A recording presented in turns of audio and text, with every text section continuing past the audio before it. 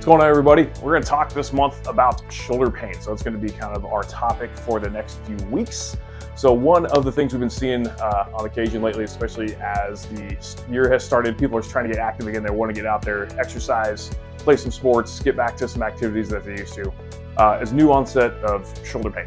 So what we have been seeing lately is, and we've talked about this in previous videos way in the past, but we always have to assess what's going on, and because a lot of times what you're feeling in the shoulder might not be the shoulder's problem. It might be actually coming from a problem somewhere else.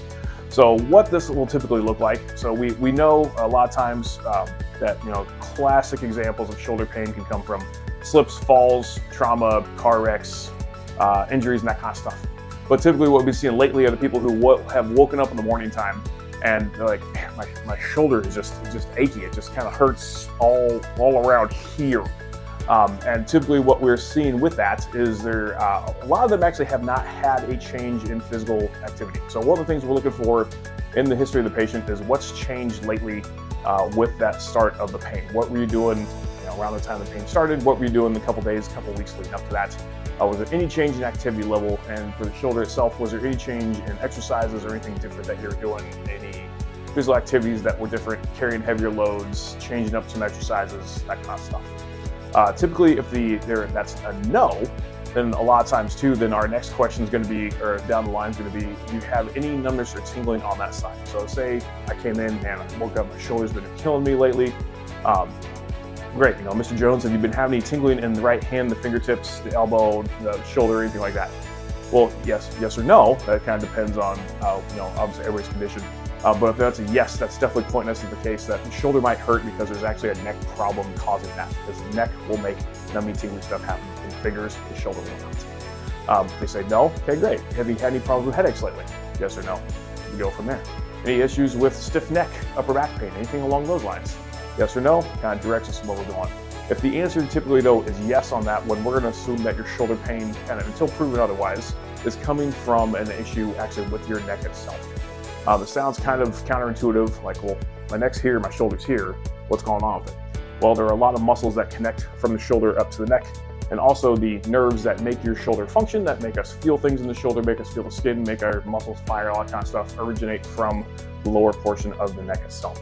A lot of times, typically we get very locked up in the lower portion of the neck, and that's what's going to cause some irritation there locally at the neck, and that can refer pain to the shoulder. That can cause a numbness and tingling down the arms. That can cause a numbness and tingling into typically either these two fingers, these three fingers, all the fingers, this side of the arm, or anything kind of along those lines. So we know that when people come in saying, hey, this numbness and tingling is going on, my shoulder hurts, everything's on this same side, great, we're going to go after the neck. So assuming that we kind of have either ruled that in or out, the next thing we're going to go to then is how does that change actually how the shoulder moves? So we're going to take an assessment of how your neck moves, typically how your upper back moves, how your shoulder itself moves, because it's kind of the important part. We want to see how it's doing. And then we do some test movements on the neck. If some of those things improve for the better, we know we're definitely on the right track, and we're going to really track down the neck and make sure that starts moving and getting lots of love the next few weeks through treatment. If not, then we're going to move on to testing the shoulder out itself. What that typically looks like is a lot of times the one of a few different motions is going to be very limited or difficult in the shoulder. And that's going to be typically, limited, is going to be very limited trying to reach to the back in some position with the palm either facing toward the front or the back, or actually being able to reach up back and behind towards the other shoulder blade. Typically that's an easy movement that's been more difficult to do lately, then that's pretty good indication that the shoulder might actually be the problem, and we need to work and focus on our treatment and rehab on actually getting that shoulder to move better. The other thing I forgot about going back with the neck, there's typically a lot of times with the shoulder pain, right shoulder hurts, the neck has a hard time moving towards that right side. And what that means is typically, not all the time, but a couple of the motions will be that people will have a hard time or more difficult time looking towards that shoulder as opposed to looking towards the other, or they'll have a harder time kind of leaning towards that shoulder as opposed to leaning to the other. And this is also going to be kind of a telltale sign that the issue is either coming from the neck or the shoulder itself. So how do we break that down and treat? We're going to discuss in the next couple videos.